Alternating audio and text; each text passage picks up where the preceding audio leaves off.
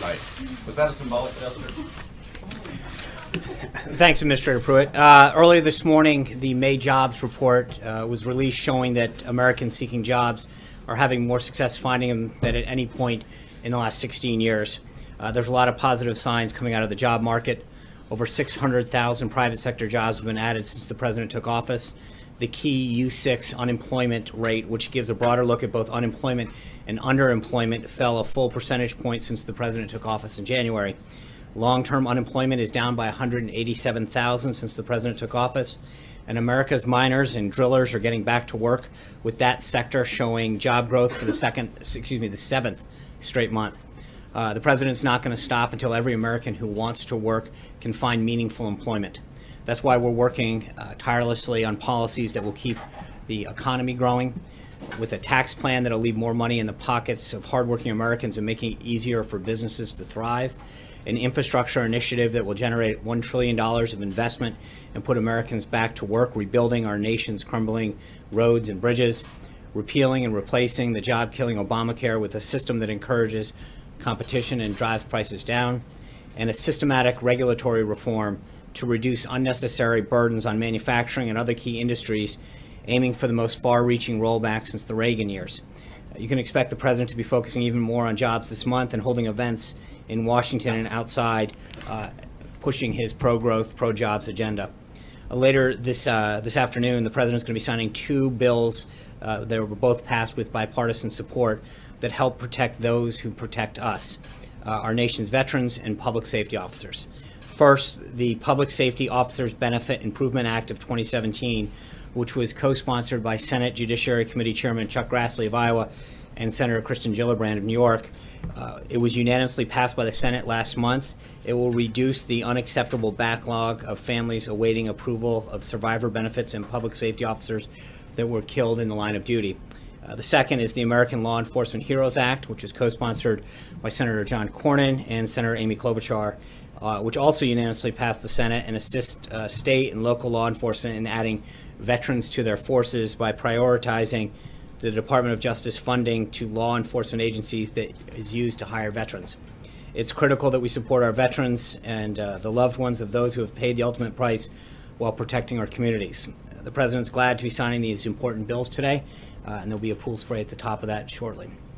Also in Washington today, Education Secretary Betsy DeVos visited the Eagle Public Charter School this morning to show the administration's support for inclusive school environments and celebrate the launch of the Department of Education's new Individual with Disabilities Act effort. At the State Department, Secretary Tillerson met this morning with Foreign Minister of Brazil and is departing for Sydney, Australia this afternoon, where he will join Defense Secretary Mattis to participate in the 2017 Australia-United States ministerial consultations. Prior to his arrival in Australia, Secretary Mattis will attend the Shangri-La Dialogue in Singapore, where he will deliver remarks and meet with regional allies and counterparts to discuss security issues. With that, I'd be glad to take a few questions. Kevin. Thanks, Sean. I want to ask about the push for the travel ban to the U.S. Supreme Court. Is it fair to say that one of the reasons that the president wants to keep this going is obviously now we have a full court in panels, but also because it gives the White House perhaps a chance to build on some momentum, especially if you look back at yesterday, it would appear that his base was very pleased with what the president decided to do. Is that part of the calculus? And I'd also like to ask as a follow about the XL pipeline. Can you give us an update on what's happening with that in terms of jobs and development? Yeah. I think that what we've said with respect to the executive order in question has been fairly consistent since its implementation and in the first court action. So last night we asked the Supreme Court to hear this important case and are confident that the president's executive order is well within his lawful authority to keep the nation safe and protect our communities from terrorism. The president's not required to admit people from countries that sponsor or shelter terrorism, and until he determines that they are properly vetted and do not pose a threat or risk to the United States. It's pretty consistent with what we've talked about. I don't have an update on, are you talking about in terms of production for Keystone? I don't have that at this time. Zeke? Thanks, John. You were asked earlier this week about the president's personal views on climate change and whether or not he believes it's a hoax. You said you hadn't had a chance to have that conversation with him. Now it's been 48, 72 hours. what does the president actually believe about climate change? Does he still believe it's a hoax? Could you clarify that, since apparently nobody else in the White House can? Yeah, I have not had an opportunity to have that discussion.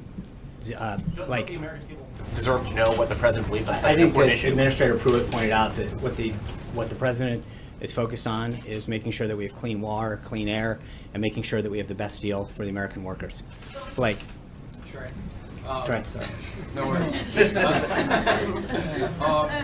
Quick question for you on related to the Paris Climate Agreement. Why does the president feel it's important to continue to reduce carbon emissions and export clean energy technology?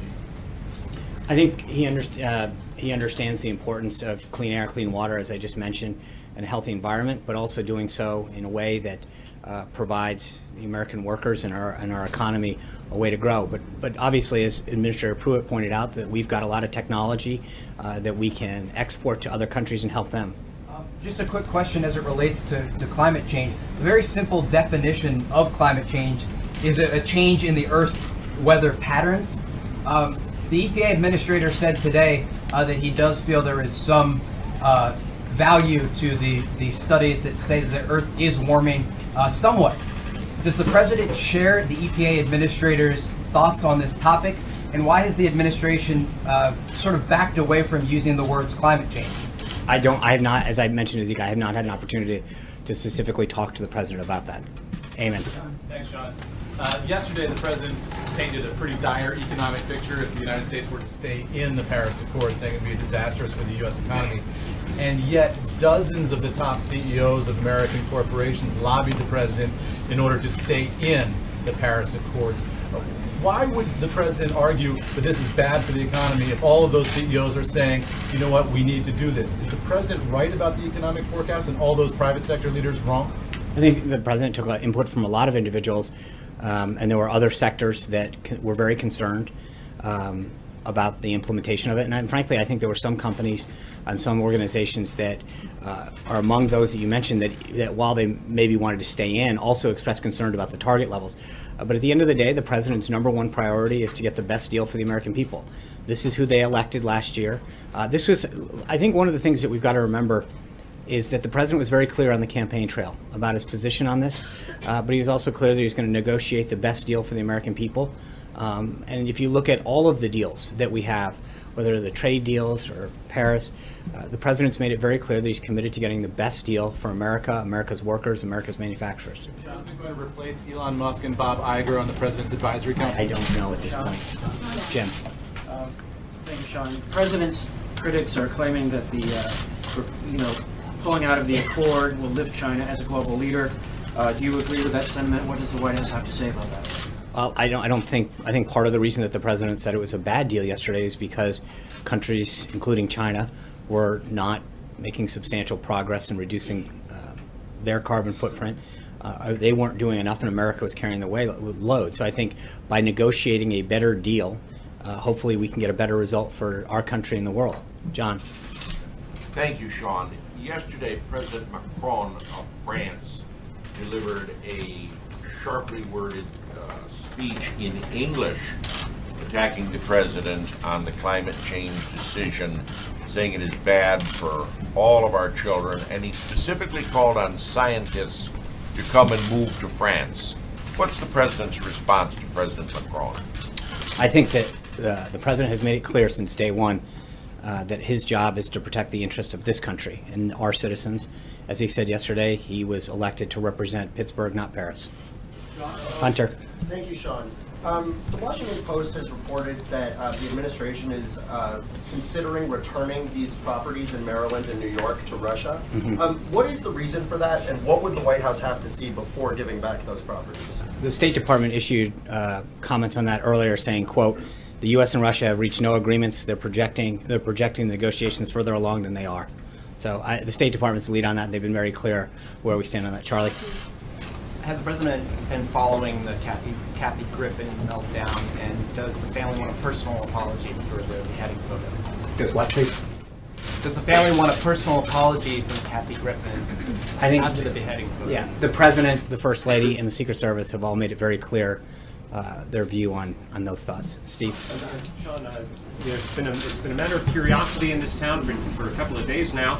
Is the White House going to invoke executive privilege to prevent James Comey from testifying before the Senate Intelligence Panel next week? That committee hearing was just noticed, and I think obviously it's got to be reviewed. And so that is not a no. No, it's just saying I don't. Literally, my understanding is the date for that hearing was just set. I have not spoken to council yet. I don't know how they're gonna respond. Jen. Two questions, Sean. One on the tax bill and one on the debt ceiling. In the Rose Garden yesterday, the president said something about our tax bill is moving along in Congress very well. We've heard something about a bill being drafted in House Ways and Means. Is that what he was talking about, or what tax bill was he referring to? I think, as you know, Secretary Mnuchin and Director Cohen were here a couple weeks ago laying out the broad principles of what they look to see in legislation. They've had several discussions, both in the House and the Senate, bipartisan and industry groups, and I think that the reception that the President's initiative has received in both chambers is moving along very well with leadership and rank and file members. And then on the debt ceiling, we've been getting some mixed messages from administration officials on whether you'd like to see a clean debt bill or whether you'd be. Can you explain what the president's feeling is on whether he'd like to see riders attached on decreasing spending or whatever? What is his feeling? I think both Secretary Mnuchin and Director Mulvaney have weighed in on this. This is something that we're going to work with Congress on. So we're not there yet. It's something that our team is going to continue to work with them. Jessica. Thanks, John. Two questions. Number one, when we heard the administrator talk about this decision on the Paris Climate Accord, he said it's not a signal that the U.S. wants to disengage on climate policy. So what are the steps that the administration is taking to engage internationally on climate? And secondly, as you well know, climate has been a key part of cooperation between the U.S. and China. Will you try to replace that very important sort of intersection of interests with something else? Will you continue to do some technological cooperation on clean energy, for example, with the Chinese? Do you have any thoughts on that? Well, this is a decision that was just made yesterday afternoon, and I think the President is going to engage both with domestic stakeholders. He mentioned in the speech yesterday he looks forward to talking to leaders in both parties about a way forward and reasonable ways in which we can engage in that. And then he'll obviously continue to talk to world leaders, but that's a process that has to evolve. What's that? China, the relationship with China as a point of cooperation, have you guys given some thought to how you'll manage? Because the model was you manage tensions with China as the U.S. government by having areas of cooperation, and this was previously an area of cooperation. There's obviously other areas that the White House is working on now with China, but do you envision some other cooperation on the area of climate with the Chinese government? Well, the relationship that President Trump has established with President Xi has been quite remarkable. He's talked about it very clearly, and it's a model in which they'll continue to build their relationship and talk about issues, whether it's this or North Korea or other areas, economic areas, that they're going to work together on. So I think that the great thing about this issue is that the relationship that the President has and continues to build with President Xi is one that will allow them to move forward. Thank you, Sean. In a recent statement by Senator McCain, he said that Vladimir Putin is a greater threat to the United States security of the U.S. than ISIS. Has the President had any conversation with you about that comment? No, he hasn't. Sean, thank you.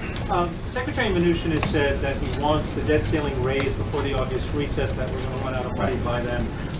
This morning, he wants it clean as well. This morning, Gary Cohn said that the administration is willing to do whatever with Congress to get it passed before August, and the Freedom Caucus has said they want spending cuts.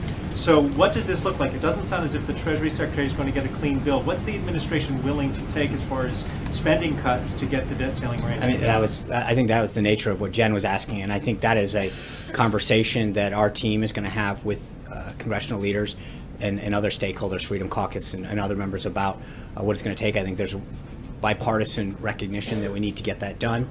And so Secretary Mnuchin, Director Cohen, Director Mulvaney, and other members of the team will continue to work with congressional leaders to figure out what it takes to get it done. Sean, April. Sean, could you tell me, how is the president dealing with the fact that there are several mayors, many mayors, from a bipartisan group, the U.S. Conference of Mayors, who are against the president's withdrawal from the Paris Agreement? How does this president move forward with what he's saying about making coal great again and taking the walking away from the economics of clean energy, and then walking out of Paris when you have mayors who are saying we're going to continue with the Paris Agreement? Well, if a mayor or a governor wants to enact a policy, that's on a range of issues, they're accountable to their own voters, and that's what they should do. We believe in states' rights, and so if a locality, a municipality, or a state wants to enact a policy that their voters or their citizens believe in, then that's what they should do. And one other question. But I will say that with respect to elected officials, there was, I think, a large contingent of officials at every level of government that were very pleased with the president's decision yesterday and applauded him for that. So you have a bipartisan group of Republican and Democratic mayors who are very upset about this. And we have some bipartisan support for it. Okay, and last topic. There are numbers of reports on hate crimes. Nooses have been found at the museum, the new museum the president toured, the African American History and Culture Museum. And also there was very negative word, one of the worst words you can say, spray painted on LeBron James' home. What is the president saying about this? Specifically, as people are saying over the last 130 plus days, people are feeling that there has been a divide that is perpetuated from this White House. Well, I would respectfully disagree with the premise of that. I think we need to denounce hate in any form, in any act, and this president made it clear from election night to his inauguration that he wants to unite this country and move it forward. Caitlin.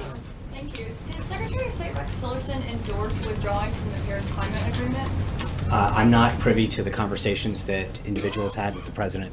Is there a reason he wasn't at the announcement yesterday? I don't know. Okay, secondly, can you clarify the nature of the conversations that Jared Kushner had with Russian officials and a banker in December? And what was the date of the meeting with the banker? I cannot, and as I've mentioned the other day, that we're focused on the president's agenda, and going forward, all questions on these matters will be referred to outside counsel Mark Cassidy. But how can you not answer questions on it when the president himself tweets about it? We're focused on his agenda, and going forward, all questions on this matter will be referred to outside counsel. Jill. Jill.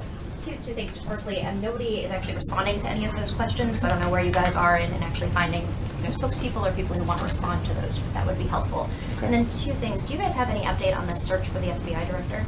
As I mentioned yesterday, I guess a couple days ago, the president has met with some candidates. When we have an update on that, we'll let you know. And then you said that you hadn't talked to the president yet about whether he still believes that climate change is a hoax. Would it be possible for you to have that conversation with him and then report back to us at the next briefing? If I can, I will. Mary. Given that you and Administrator Pruitt can't say where the president stands on climate change, does this mean that members of this administration helped the president make this decision to withdraw from the Paris Accord without knowing where the president stands, without knowing whether or not he thinks climate change is real? My understanding is that individuals gave the president advice on the deal at hand, and he made a decision on what was best for the country and our people on the merits of the agreement. Sean, we know that the president heard a lot of points of view on this, on both sides of the issue, and there was an impression, maybe a false impression, that it was a difficult decision and that he was wavering. In the end, though, yesterday, he was emphatic about getting out of the agreement. In the end, was this an easy decision or was it a close decision? I honestly don't know. I mean, that's what the president is the ultimate decider, and when he comes to make a decision, when he gets the information that he's required, he lets us know that he has a decision and he announces it. And one other thing, there's a lot of talk about renegotiation.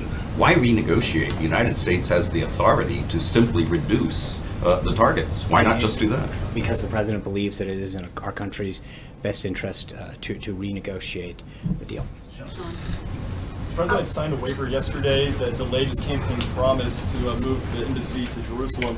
I know you said that this was to not hinder any sort of peace deal, but how confident can his supporters be that this is a campaign promise that he's going to keep? I think when the president signed the waiver under the Jerusalem Embassy Act and delayed moving the embassy in Israel from Tel Aviv to Jerusalem, no one should consider this step in any way to be a retreat from the president's strong support for Israel and for the U.S.-Israeli relationship. The president made this decision to maximize the chance of successfully negotiating a deal between Israel and the Palestinians, fulfilling a solemn obligation to defend America's national security interest. But as he repeatedly stated his intention to move the embassy, the question is not if that move happens, but when. But he promised during the campaign to do it on day one. I mean, is there a time frame now for when he will do this? His ultimate goal is to get peace And as I said, it's not an if, it's a when. Francesca. Thank you, Sean. Following up on Caitlin's question, and then I have a second thing after that. Is it still the administration's position, though, that Jared Kushner was in the meeting with the Russian banker as a representative of the transition, representing the president, the As I president-elect? said to Caitlin, we're focused on the president's agenda, and going forward, all questions on these matters will be referred to outside counsel, Mark Kasowitz. Something you may be able to answer directly is, does the president still have confidence in Jared Kushner? Absolutely. Thank you, Sean. One of the ethics pledge waivers that the White House released applied to all White House appointees concerning discussions with the news media and was retroactive. Was that aimed at, did the White House have Steve Bannon's communications with Breitbart News in mind? Was that applied retroactively to address those communications? And any response to Director Schaub's claim that if you need a retroactive waiver, you have violated a rule? Yeah, that's great. There's two pieces to that that are important. One is, remember, this didn't have to do with the law or regulations. This had to do with the president's pledge, his ethics pledge. So he is the ultimate decider on that. This isn't with respect to a law or regulation. And that what we discovered was that several individuals on staff had previously worked for media organizations. And in order to continue having those discussions and advancing the president's agenda and priorities, it was important to make sure that all individuals had the opportunity to be able to speak to the media about what the president was doing to make the country stronger. For what it's worth, today happens to be National Leave Work Early Day. I hope you all get a chance to participate. If you didn't, maybe go home if you participated in National Donut Day.